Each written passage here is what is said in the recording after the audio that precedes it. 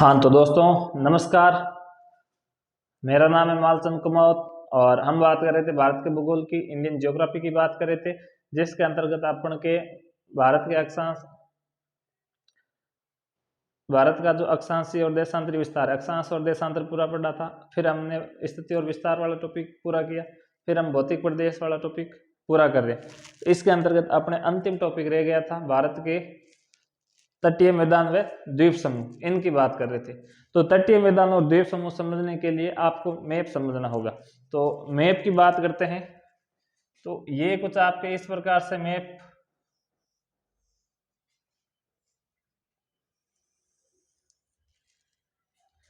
और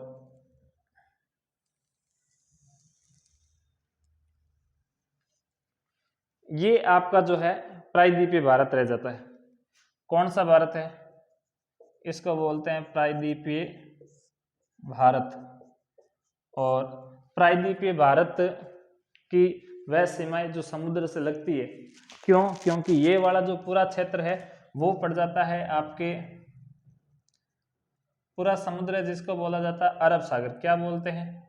ये वाला पड़ जाता है अरब सागर। और इधर वाला जो क्षेत्र रह जाता है इसको बोलते हैं बंगाल की खाड़ी, बे ऑफ बंगाल बोला जाता है। बंगाल की खाड़ी की बात करते हैं। अगर हम बात करें, देखो सबसे पहले हम बात करते हैं गुजरात के तट की। कहते हैं कि सबसे ज्यादा तटीय सीमा कौन बनाता है? तो गुजरात बनाता है। गुजरात की जो सीमा है वो कहाँ से लेकर कहाँ तक चलती है? तो ये वाला तट फिर इस प्रकार से आता है, फिर ऐसे आता है, फिर ये ऐसे आता है, यहाँ आके रुक जाता है ये। तो ये वाली जो जगह पड़ती है इसका नाम मिलता है सरक्रीक। सरक्रीक नाम की जगह पड़ती है गुजरात में। और इधर ये जो लास्ट बिंदु इसको बोला जाता है दमन। क्या बोलते हैं? दमन बोलते हैं। और इसके अंतर्गत ये जो आपके पड़ जाता है इसको बोला जाता है कच्छ, कच्छ का तट।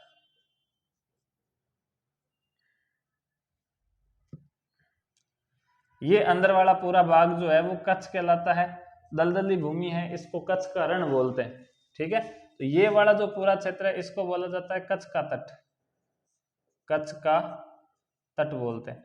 ये जो है काठियावाड़ वाला क्षेत्र रह जाता है, काठियावाड़, काठियावाड़ तट बोलते हैं। और ये वाला जो भाग रह जाता है इसको बोला जाता है सौराष्ट्र, सौराष्ट्र तट बोलते हैं। देखो गुजरात का प्राचीन नाम, जब यहाँ पर कभी मौर्य वंश का शासन चल रहा था, अशोक मौर्य, चंद्रगुप्त मौर्य की बातें चलती है, उस समय पूरा गुजरात सौराष्ट्र तट के नाम से जाना जाता था।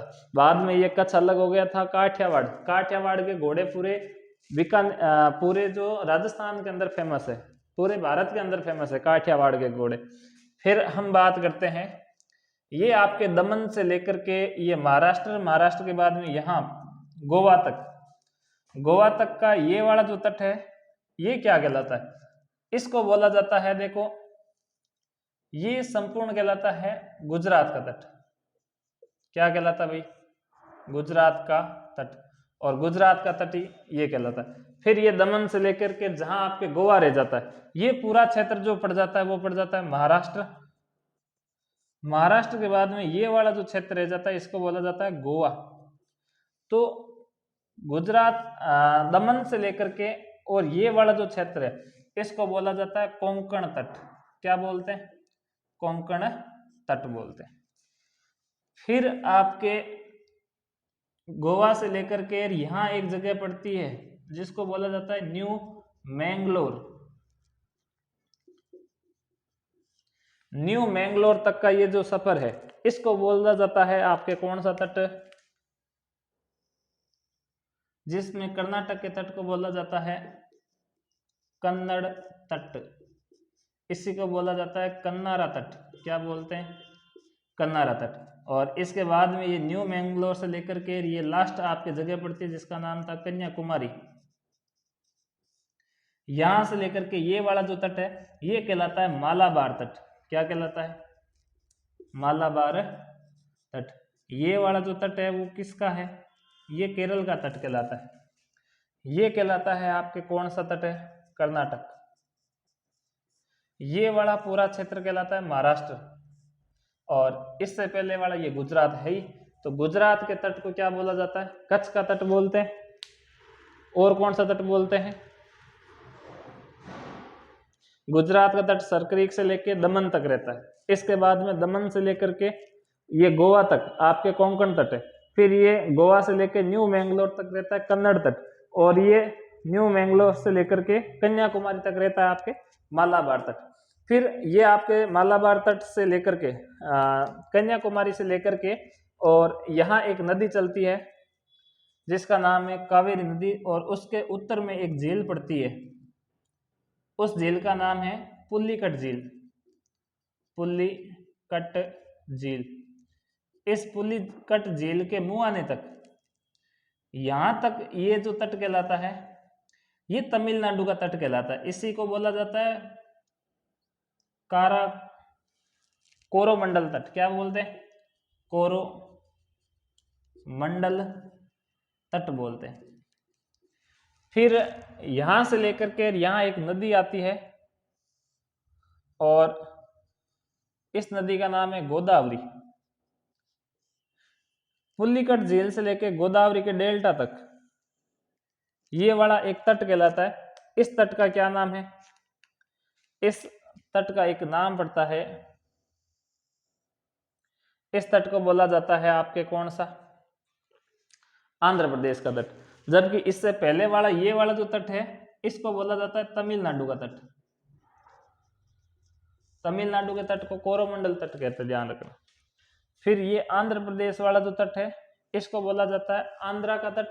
और आंध्रा के तट कोई और क्या बोलते हैं? तो आंध्रा के तट कोई और बोला जाता है आपके गोलकुंडा तट। कौन सा तट बोलते हैं?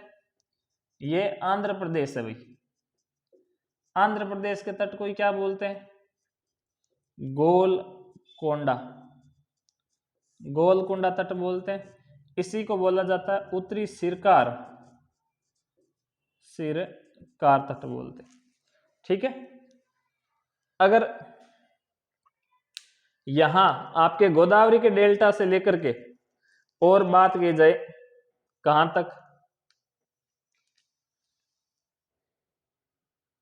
यहां एक द्वीप पड़ता है, या हम कह सकते हैं कि गोदावरी के डेल्टा से लेकर के और आपके लास्ट पड़ता है एक झील पड़ती है, और उस झील का नाम है चिल्का झील। कौन सी झील पड़ती है?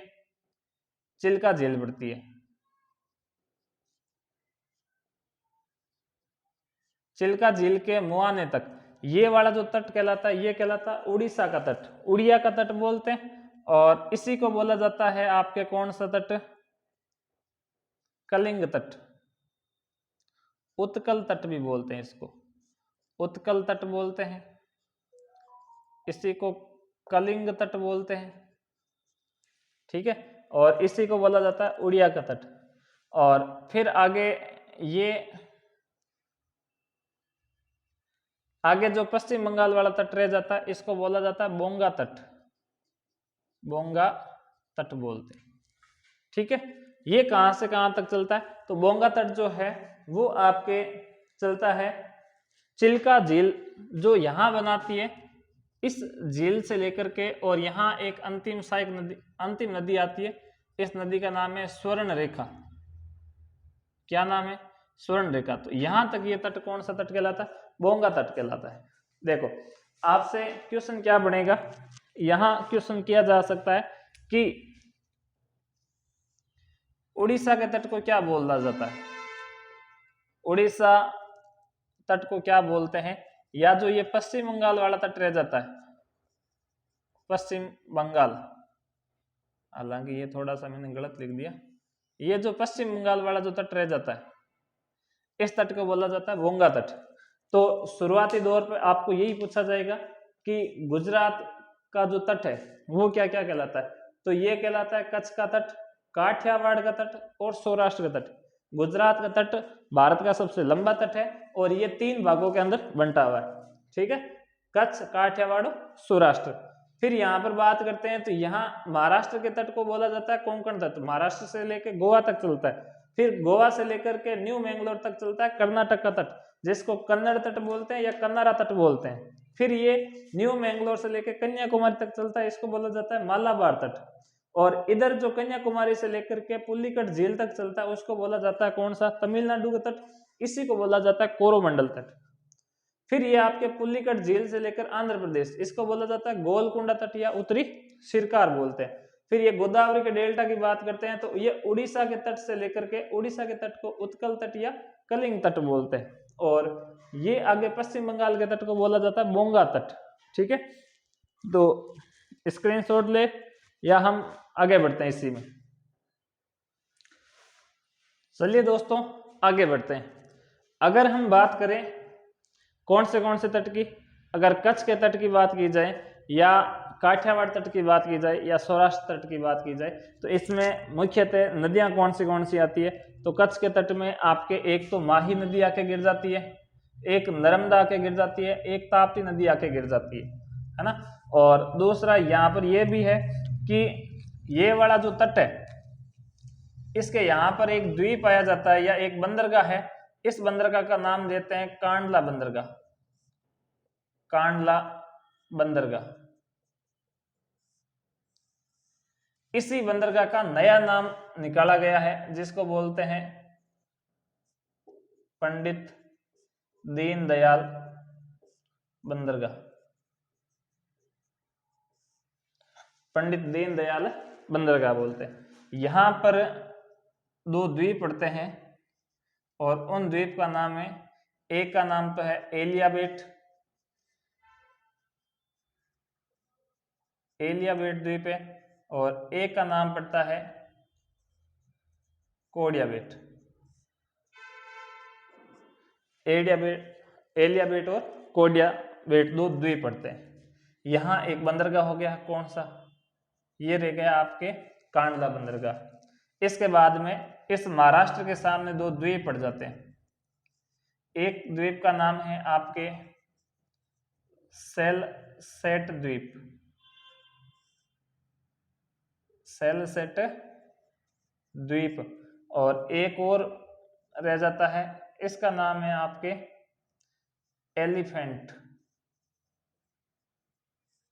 एलिफेंटा द्वीप पड़ जाता है। अगर आपसे पूछा जाए कि आपके भारत का प्रमुख शहर मुंबई किस द्वीप पर स्थित है, तो वो सेलसेट द्वीप पर स्थित है। ठीक है, फिर यहां गोवा के सामने एक बंदरगाह पड़ता है जिसको बोला जाता है मार्मा गांव बंदरगाह, मार्मा गांव बंदरगाह बोला जाता है। ठीक है, कर्नाटक के अंदर एक बंदरगाह पड़ता है जिसको बोला जाता है न्यू मैंगलोर बंदरगाह, न्यू मैंगलोर, न्यू मैंगलोर बंदरगाह एक ये पड़ जाता है। ठीक है, और मालाबार तट के सामने एक द्वीप पड़ जाता है, इस द्वीप का नाम है आपके वेलिंगटन द्वीप। इस द्वीप का नाम क्या पड़ता है, तो यहां लिख देता हूं मैं, इस द्वीप का नाम है वेलिंगटन, वेलिंगटन द्वीप पड़ जाता है। और यहां से आपके वेलिंगटन द्वीप से के पास में 1-2 झील पड़ती है जो काफी फेमस है, जो केरल की है। एक का नाम मिलता है आपके अष्टामुदी, अष्टामुदी झील पड़ती है। एक झील का नाम पड़ता है बेमनाड,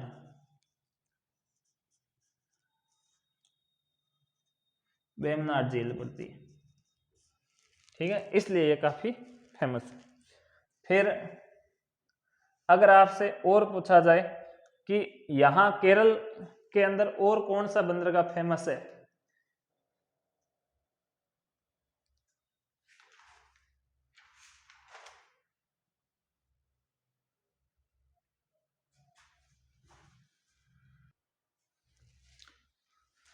चलिए दोस्तों यहाँ की बात कर रहे थे हम बात कर रहे थे आपके कौन से, केरल तट की बात कर रहे थे, मालाबार तट की बात कर रहे थे।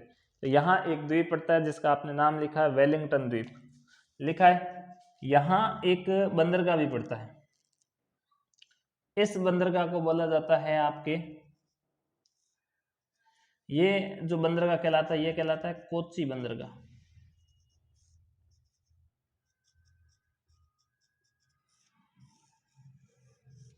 कोच्चि बंदरगाह कहलाता है। अगर हम थोड़ी सी और बात करें, यहाँ अगर न्यू मैंगलोर द्वीप की साथ में बात करें तो यहाँ एक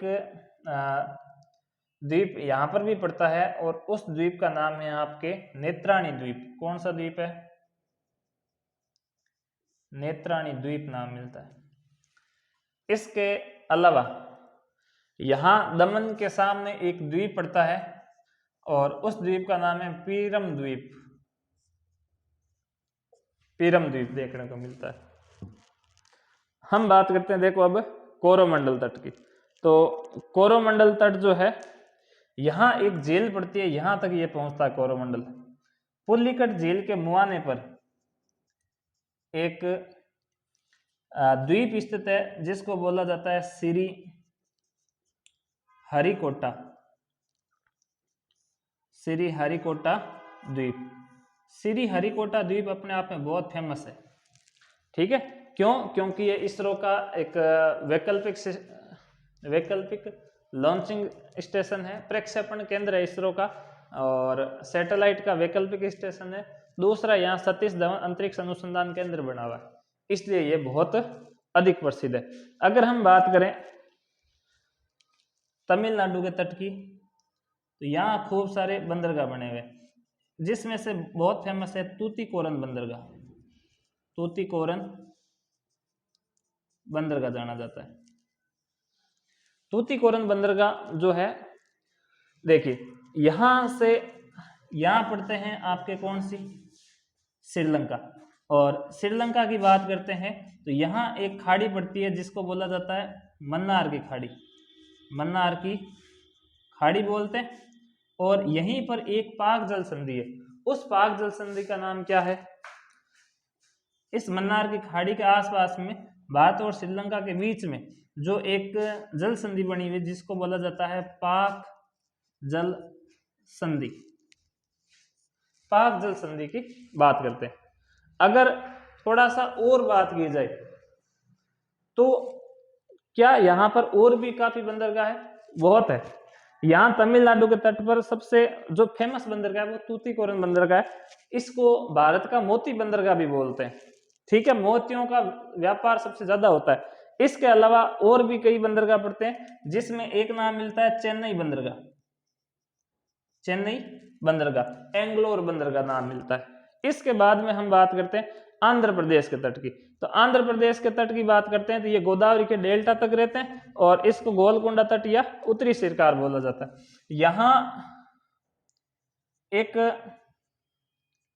बंदरगाह पड़ता है जिसका नाम है विशाखापट्टनम। विशाखापट्टनम बंदरगाह ये बहुत ज्यादा फेमस है। किसके लिए फेमस है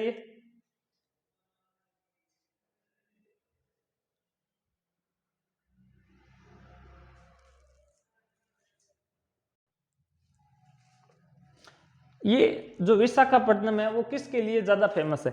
तो कहा जाता है कि पूरे भारत के अंदर सबसे गहरा और सबसे प्राकृतिक कोई बंदरगाह है तो ये विशाखापट्टनम है। विशाखापट्टनम के चारों ओर जो प्राकृतिक शैलाश्रय बने हैं, इसके कारण कभी बे ऑफ बंगाल के अंदर अगर तूफान आते हैं, ट्राइम स्ट्रॉन आ जाते हैं, तो ये उनसे भी सेफ रहता है, उनको नुकसान नहीं पहुंचता। इसलिए कहा जाता है कि भारत का ये प्राकृतिक बंदरगाह। और अगर बात की जाए तो उत्कल तट में आपको कौन से बंदरगाह देखने को मिलते हैं? तो यहाँ एक द्वीप पड़ता है जिसका नाम है पाराद्वीप। पाराद्वीप बंदरगाह नाम मिलता है। और पाराद्वीप बंदरगाह अपने आप में काफी फेमस है।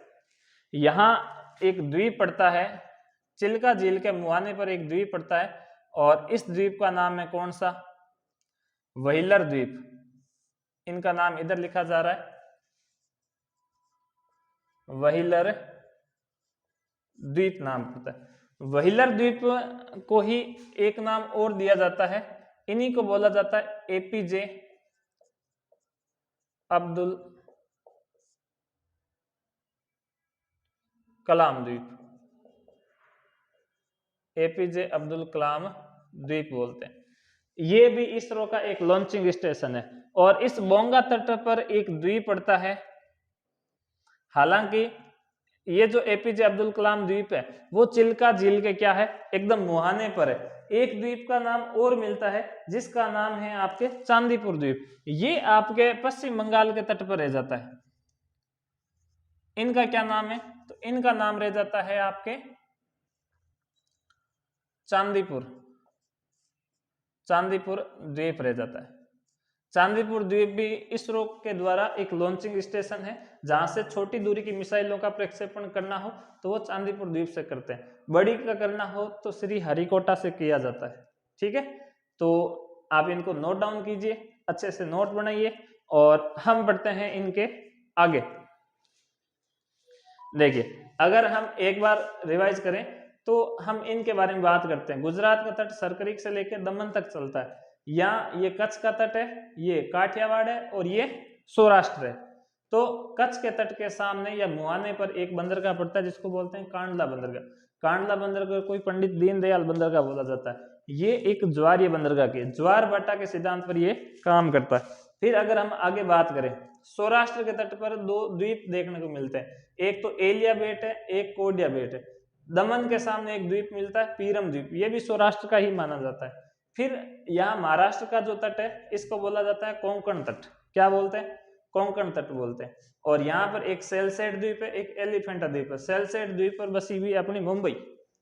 और फिर अपन बात करते हैं मैं गोवा, गोवा का एक प्रमुख बंदरगाह माना जाता है मारमागांव बंदरगाह। फिर हम बात करते हैं कर्नाटक, कर्नाटक का तट कहलाता है कन्नड़ का तट या कन्नारा का तट। यहाँ पर एक द्वीप है नेत्राणी, यहाँ पे एक प्रमुख बंदरगाह न्यू मैंगलोर बंदरगाह, भारत का कॉफी बंदरगाह माना जाता है ये।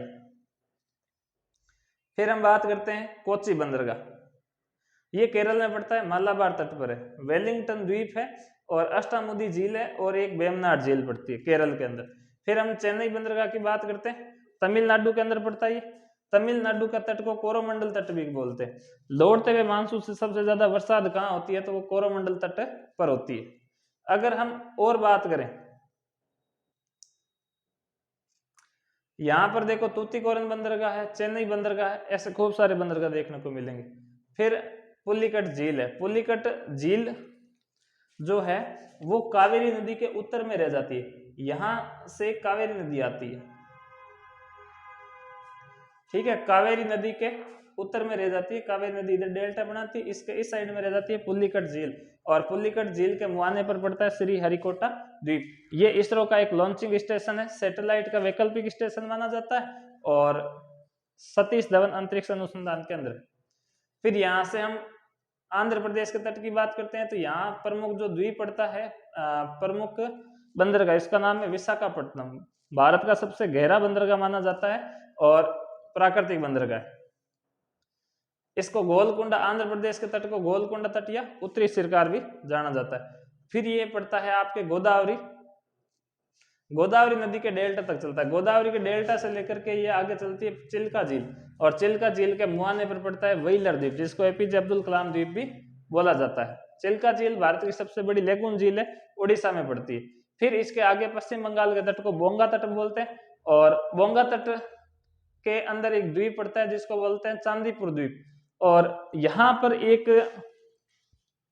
प्रमुख बंदरगाह भी है, और उस बंदरगाह का क्या नाम है भाई, हल्दिया बंदरगाह। कलकत्ता बंदरगाह आपने नाम सुना है, एक नाम है हल्दिया बंदरगाह, एक नाम है कोलकाता बंदरगाह। तो ये रह जाता है आपके कोलकाता बंदरगाह।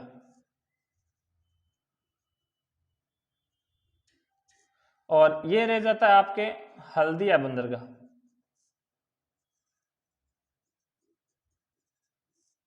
ठीक है, तो आप इनको नोट डाउन कीजिए आराम से। हम आगे बढ़ते हैं। अब हम बात करते हैं इनके एक एक की चर्चा करते हैं।